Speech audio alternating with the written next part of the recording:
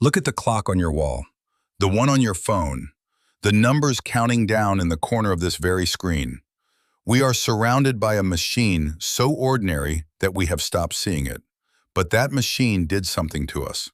Slowly, over 700 years, it reached into the human mind and rewired the way we experience being alive. It taught us to feel time as a thing that drains away, a resource running out, a debt we can never repay. And here is the strange part. When you read the words of Jesus, of the prophets, of the ancient world, you are reading people who did not have that machine, people whose minds were not yet rewired. They were describing a way of living inside time that we, quite literally, can no longer feel. This is not a video about a mistranslated word. It is about something deeper and more unsettling. It is about a kind of blindness, a way of perceiving reality that the modern world has lost so completely that when the ancient texts try to describe it, the words slide right past us, and we do not even notice they are there. Let us try to recover what was lost. To begin, we have to understand that the ancient Greeks did not have one god of time. They had three, and each one described a completely different way of existing inside it.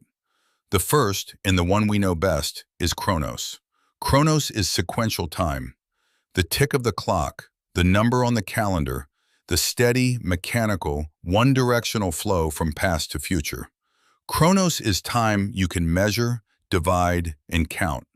It is the time of the deadline and the schedule. And crucially, it is quantitative. It does not care what happens inside it. A minute of agony and a minute of joy are to Chronos exactly the same length. The second god is Kairos, and Kairos is not a measurement at all. Kairos is the charged, decisive moment, the opening in time when something can happen that could not happen before or after. Where Chronos asks how long, Kairos asks whether now is the time. It is qualitative. It is not about the quantity of time, but the meaning packed inside a single instant. But there was a third god, and this is the one almost everyone forgets. His name was Aion, and Aion represented something the modern mind has no category for at all. The fullness of time, the lived age, time not as a line and not as a moment, but as a depth. Aion is the sense of time you feel when you are so absorbed in living that the clock disappears entirely. The ancients did not see these three as competing. They saw them as three dimensions of one reality. Modern people have flattened all three into just the first one. We have only Chronos left. And to understand how we lost the other two, we have to talk about a machine and a monastery.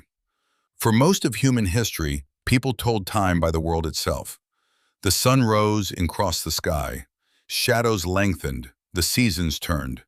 Time was tied to events, to the rhythms of nature and the body. An hour in summer was literally longer than an hour in winter, because an hour was simply 1/12 of the daylight, however long that daylight happened to be. Time bent around life. Life did not bend around time. Then in the monasteries of medieval Europe, something changed. The monks needed to pray at fixed hours, through the night, in strict order. To coordinate this, in the 13th and 14th centuries, they built the first mechanical clocks. It is one of history's great ironies. The machine that would eventually strip the sacred out of time was invented by holy men trying to serve God more faithfully. But once the clock existed, it did not stay in the monastery. It climbed the bell towers of the towns. It spread into the marketplaces, the courts, the homes of the wealthy, and it brought with it a completely new idea of what time even was.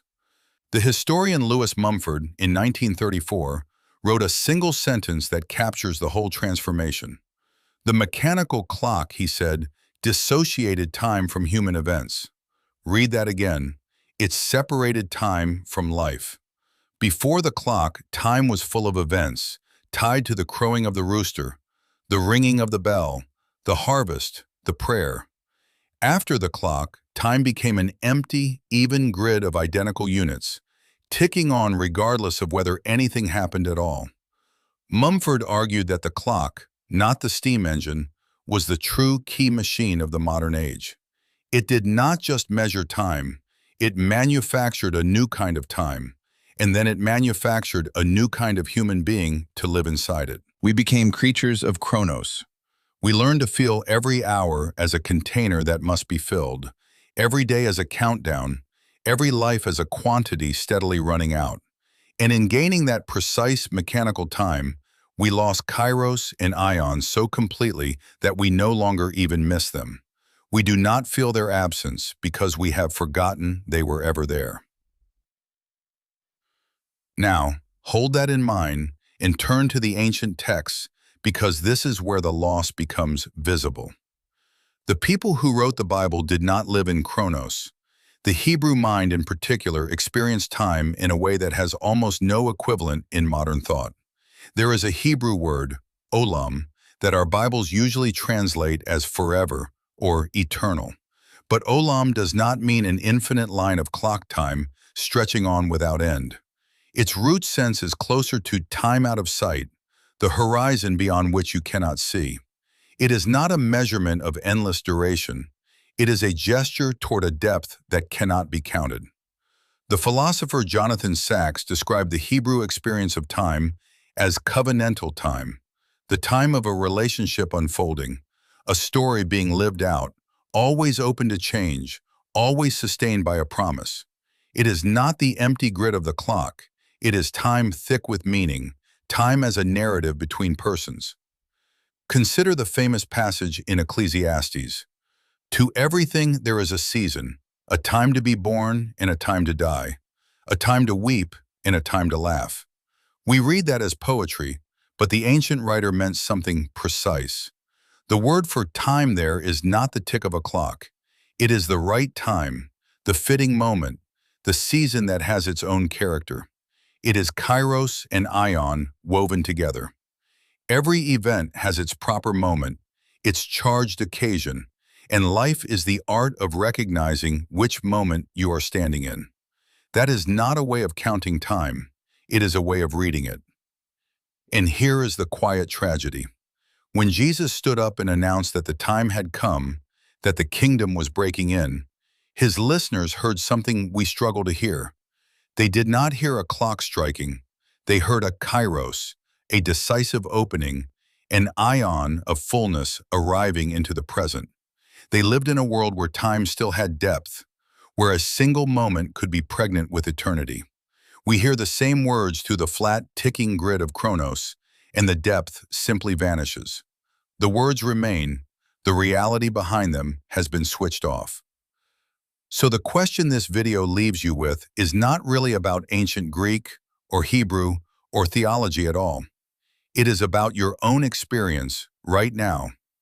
Because the machine is still running, the clock is still ticking in the corner of this screen, and most of us spend nearly every waking hour inside Chronos, counting, measuring, racing a countdown that never stops. We treat our days as quantities to be spent, our hours as a resource draining away. We have become so fluent in the language of the clock that we have gone deaf to every other way of hearing time. But the other dimensions have not disappeared. They are still there, underneath, waiting. Kairos is still there in the decisive moment you almost let pass unnoticed. Aion is still there in the hour that dissolves when you are fully, wholly present, when a conversation or a piece of music or a quiet evening expands until the clock no longer exists. These are not mystical states reserved for saints. They are the birthright of every human being, the older, deeper way of inhabiting time that the machine taught us to forget. The ancient world could not explain to us how to measure time better. We have long since surpassed them at that. What they can offer is something we desperately need and cannot buy: the memory of how to be inside a moment rather than always watching it slip away. So before you close this screen and step back into the current of Chronos, one honest question. In the last 24 hours, in the last week, in the last year, how many moments did you actually live inside, and how many did you merely count as they passed? The clock will keep ticking, it always does, but you were never only meant to live in its time. I am the Logos Explorer. This is where we return to the ancient words their original weight. If this way of seeing reached you, leave a thought below. And stay, because next time we open another word the modern world forgot how to hear.